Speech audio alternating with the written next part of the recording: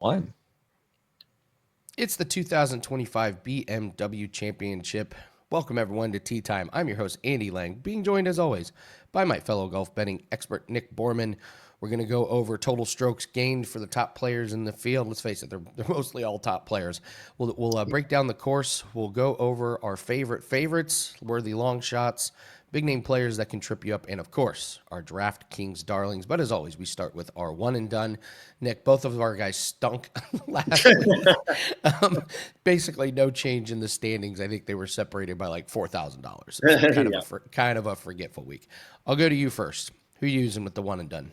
I'm going to hope he backs up another good week last week, and that's what seems to be pretty consistent with JJ Spaun, that is. So obviously near winner last week as the field continues to shrink. He just stands out. I've been having success the last, well, other than Harris English, but the last, I feel like 6 tournaments with, taking the guy that did well the week prior and not expecting, if their signs are there, not expecting the drop off the following week, and it's worked out pretty well. I think Spaun, there's a reason he's second in the FedEx Cup, and he's a lock for the Ryder Cup team. He's already qualified, so he's just having a fantastic year. Everything about Spaun points to another good week, and of course, at this point of the year, Andy, it's like you're right. This is the BMW. It's 50 best players in the world. Well, we both used pretty much all of the top 15 or 20, so you're kind of trying to find the avenues of, there's one guy I didn't use. So my choices are limited, but Spaun kind of stood out to me as one of the best left.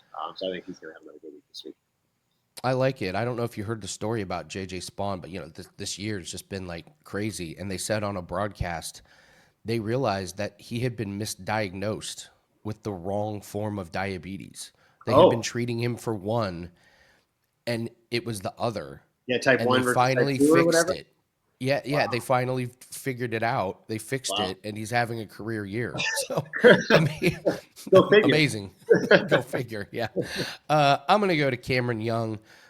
Just try and ride the hot hand. Guys finished first and fifth the last 2 tournaments. Yep. The last time that he had 2 top 5 finishes in a row, he completely fell apart the next week. So I'm playing with fire here. But yeah, the suspects are getting a little limited. So Cam Young, every year it seems like one of these guys just goes insane hot to finish the year. I thought it might be Matthew Fitzpatrick. He torpedoed me last week because that's what Matthew Fitzpatrick does to me.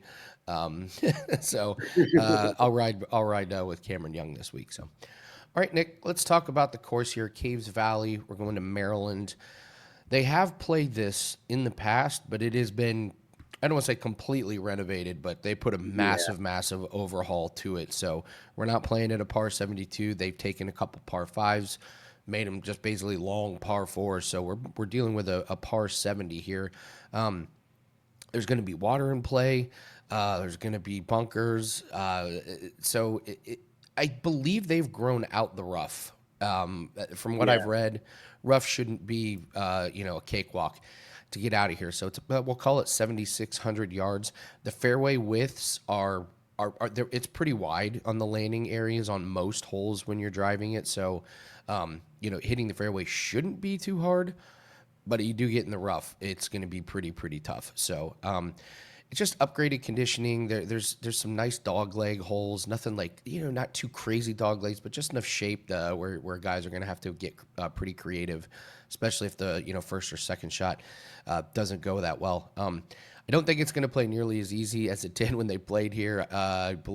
So I would expect perfect conditions. It's going to be hot. The ball's going to fly. There's not too much wind this week. So I think we're looking at a low to mid-teens as the winning score here. So what's your breakdown on this course? Yeah, Cantlay won it at 27 under when it was here in 2021. So if you just take away the 2 par 5s that you mentioned, now he's at 19 under, right? Those 8 shots over 4 rounds. So you're right on the money. It's probably going to fall in that high teens category. So I agree with you there. It's hard to get a beat in the course. Like Andy said, we have a place we've played, recently, sort of 4 years ago, but majorly different. I mean, they moved locations of tee boxes. They redid all the greens. You look at they even moved some green locations. Then they've added yardage. The overall yardage of the course is 7,600 at the tips, so it can play pretty long. But it didn't seem to be, hindering scoring on the last time around. But the overall length this year, they've added about 61 yards. But if you look at just the first hole is something like 120 yards longer than it was 4 years ago. So they've obviously dropped yardage elsewhere. But it's a lot of changes. So at point being, I don't even know if it's worth. I didn't look at who did well or who even played 4 years ago. I don't think it matters too much. To me, it's more, okay, you got more like a major. You got more of a course that they're not playing regularly. Probably a lot of the field haven't seen, or if they have, they're not going to necessarily recognize it. So in that case, what are you going to go to? You just got to go to the guys that are in the best form with ball striking. Putting's always the one that'll change. And, if you got two guys hitting the ball well, obviously whoever's going to make more putts is going to win. But when you have greens that are new, and that usually kind of limits or lessens the effect of the great putter versus the poor putter. So I don't put as much stock into putting pre-tournament. Obviously, if you're putting well throughout the week, you're going to be up there.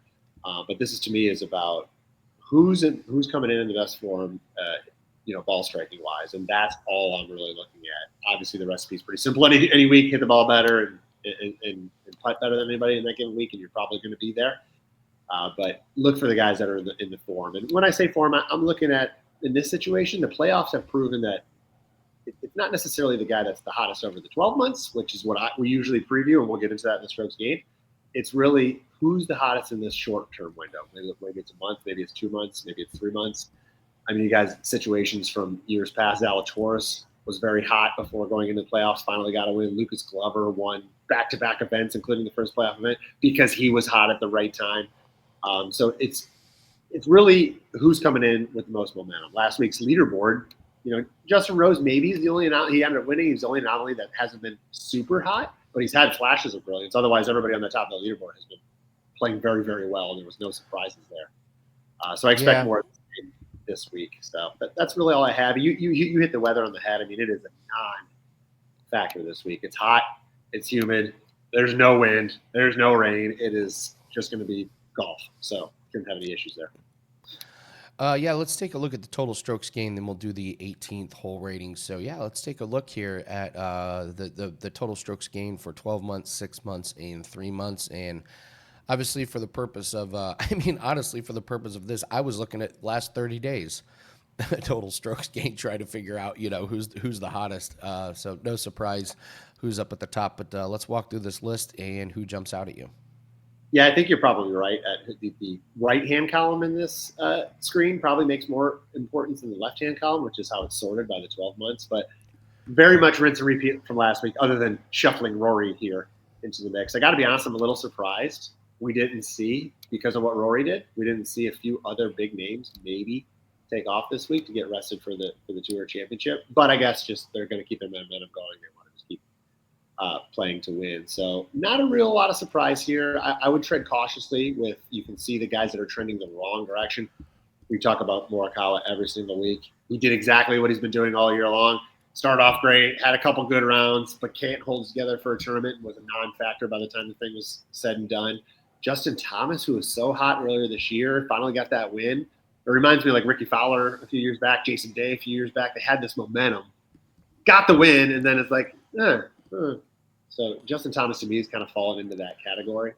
But then you got guys like J.J. Spaun, clearly playing very, very well right now. Matt Fitzpatrick, one of the hottest players. He didn't have a great week last week, but really it was just one round. The second round wasn't great. Otherwise, he was very Matt Fitzpatrick-like the rest of the tournament. So I expect a rebound for him this week. Tommy Fleetwood, I mean, talk about a guy that, we don't even need to talk about the fact that he can't close, but just the resilience to still put himself there seemingly time in and week out. It's like, I can't just because, okay, he had a disappointing week, he put all that effort in and didn't win. I don't care. I think he's still going to have a great week. He's playing so good. He does everything so well. It's just, he's going to crumble a little bit on the back end on Sunday. Okay. He'll probably still finish top 5, maybe top 10. The rest of the tournament, the first 63 holes for sure are probably going to be pretty good. The biggest name on here that I'm paying a lot of attention to this week is Xander. He sits 40th in the FedEx Cup. And my God, is there anybody that has a better track record at Eastlake next week in the way they're doing the tournament this week? Get in. Anybody can win. So I think the storylines last week on the 50 number were very good on Sunday. I mean, they were showing that cut line. I mean, Fowler in, out, Kirk in, out. I mean, the flow of that, we're going to see that again this week. And it's from a betting perspective, I'm going to put this out there.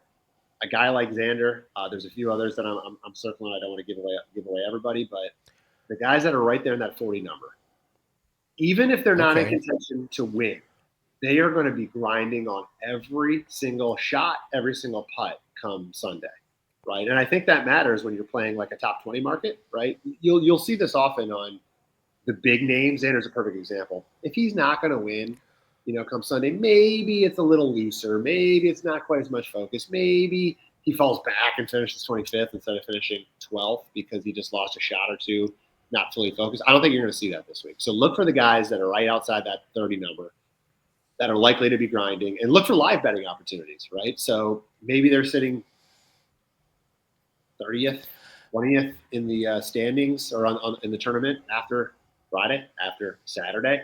Look to bet them live top 10, top 20, because those guys, I think, are going to provide some pretty good value and some really good effort, certainly out of them, to try to cash some bets. So that's kind of my take on, first of all, this graphic and who's hot, and then also another just kind of general strategy of how to attack this tournament. The guy that sticks out to me on that one is Keegan Bradley. Yeah. He's a guy that when you look at the last 30 days, you're like, ooh. So Yeah, I would say he's making it easy to not pick himself and just focus on being the captain. So yeah. All right, let's do the 18th hole rating. I like this 18th hole. This is a good one. I got this 18th hole rated at 6.4. It's a par 4, 470 yards from the back tees. It plays uphill. If there is wind, it could be tough, but I don't think there's any wind this way. It's got kind of a tight landing area because it kind of bends to the left and then to the right. You got bunkers on the left. You got this 8-foot wide creek that's on the right. So there's really not really a miss that you can go for left and right. You gotta just find the fairway. If you don't find the fairway, no chance of birdie unless you get really, really lucky. Par is even going to be tough. So really good hole. If this tournament's close, I think this hole could cause some problems for some guys. I think this is a really, really fun one. I love the shape of it. Love the bunkers in the fairway on the left. I love the water on the right. Love that it's a little bit uphill. So really, really good finishing hole. 18th hole rating, 6.4. All right, Nick, let's talk about a favorite. Give the people a big name that you got your eyes on for this week. Scottie Scheffler? No, that'd be silly. Right. There's it's so hard to bet that guy this week. Even the top 5 market, I think, is minus 200 or right around there. You already mentioned him, Cam Young. Listen, if there was going to be a week that he was going to falter, it was probably going to be last week. I mean, he finally got the monkey off the back. That's generally when you see a guy stumble a little bit. And maybe you could argue that he did out of the gate. But, man, what I love about him is how he finished on Sunday to finish solo 5th. 64 on Sunday tells me he's ready. He's coming back. He's not just faltering, and that was no fluke that win. So I love to see that. I love to see how guys finish tournaments as a springboard, let's say, for possibly the following week or the next start. This is perfect, I think, for Cam Young. He's got distance, obviously, and at 7,600 yards, you're going to need it, and certainly it's going to be an advantage over a guy like Russell Henley or somebody that can't quite hit it that far.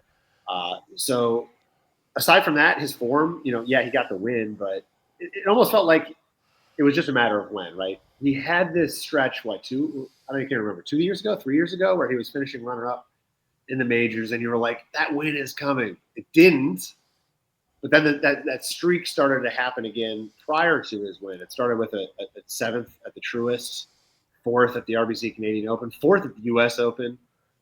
Then he won the Wyndham, and he followed that up with the 5th last week. So he's got 4 top 5 finishes. And in just his last 7 starts, that shows a guy that's playing very well, very confident. He does have one missed cut in there, but the guarantee this week, it doesn't matter. You can have a bad round on Thursday or Friday, as Cam did. You can still have a weekend round after that because you're guaranteed it, and you can springboard back into contention just like he did. So the fact they were getting 4 rounds here, if he starts slow, I'm not too worried about it. But listen, 4 top 5 finishes in the last 7 starts. Maybe not quite Scottie consistent, but when Scottie's under 3-1, and Cam Young's 30-1, seems like decent value. So love his distance again. He can get very hot with the putter. by the hot hand. I mean, top 10 plus 230, top 20 minus 125. I think are pretty good as well. I will jump in and say Cam Young is not as consistent as Scottie Scheffler. Yes, that is a very good take. Maybe not quite, He's not quite as consistent as Mr. Scheffler. All right, let's go to players that can trip you up. These are 3 players that are priced way too high, in my opinion. You're not going to like one of them. I'm going to start with Patrick Cantlay. He's going to draw interest. Top 10 finished last week. That was only his second one since early March. Not consistent. He's just not the same guy.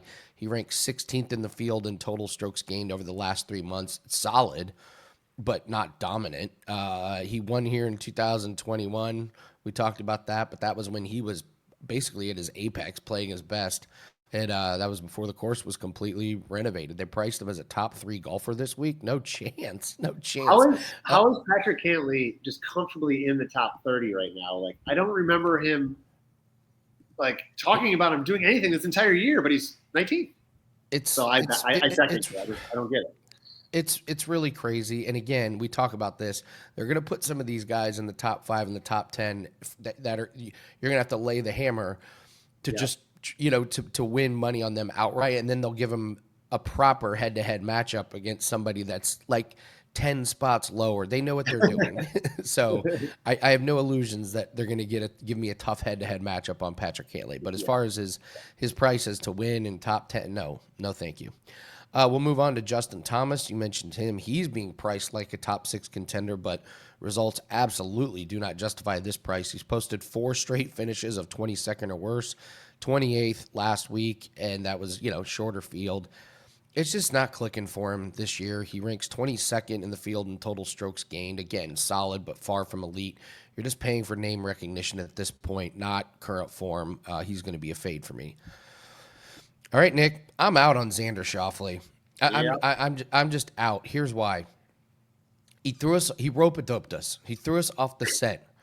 Top 10 finishes at the Scottish Open and the Open Championship. Those are not in the United States. So what happens, comes back, doesn't play well last week. So he has one top 10 finish in the U.S., well below expectations. I just don't think he ever got off the ground with that rib injury, and he's just been playing catch-up. He's priced as a top 4 option, despite consistently underwhelming at these tournaments. I just can't buy into him until he proves he can replicate that European form here. Easy fade for me, and I am worried about him at the Ryder Cup. I will just say that. I am worried about him at Bethpage. My buddy lives out there. He's like, they got this thing set up where the ball doesn't roll at all off the tee. You hit it the fairway and it just kind of stops. I'm a little worried about Xander. So hopefully he gets back to form. I'd love to see him play well and get inside the top 30 for next week, but that's not a guy I'm going to be betting on. Patrick Cantlay, Justin Thomas, and Xander Schauffele, 3 players that I think can trip you up. All right, guys, it's a big week in golf. It's also a big week in MMA. I have 2 5% plays that are up. Not one, but 2 5% plays. We got Dana White Contender Series on Tuesday. If you're watching this on Tuesday, my $5 Tuesday play is a Dana White Contender Series play. We're going to do that every Tuesday for the next 10 weeks. My $5 play is always going to be Dana White Contender Series. Friday, we've got PFL. We got a 5% best bet that's up there. And UFC 319 is Saturday. We've got a 5% best bet that is up. All those plays are up. And the 2 5% plays are in one package. So you are getting a smoking deal. It's basically buy one, get one on 5% best bets. We have hit 71.4% of MMA 5% best bets this year. So go take advantage of that. WT.buzz/AL as we continue a really, really nice profitable year in MMA. All right, Nick, I know you've got a special up. Let's talk about your worthy long shot, but first tell us about your EPL special. Yeah, so we have soccer seasons, European soccer season starting this weekend. Premier League kicks off on Friday, as does Spain La Liga, and then the other couple domestic leagues the following week. So we have EPL, normally $2.99 for the full season. It is now $1.99 as an early bird special. And then you can get all soccer for 1 year. So that's not limited to a season. That's 365 days, includes every league, which I'll focus on Premier League, Major League Soccer, Champions League, and Spain La Liga, then plus all international soccer matches. So that is $4.99, normally $7.99 for the year, so almost half off. So you can get those. Those are both available now on my page or the deals page over at Wager Talk. Definitely a good time to check those out. All right. Andy, I'm going to get into the long shot. So just want to say something. I don't want to say I'm defending myself, but when I brought up Xander, I wasn't suggesting to bet on him pre-tournament. I suggested maybe there's an opportunity, as an example, him for a live bet through the tournament just because of his situation to get in the top 30.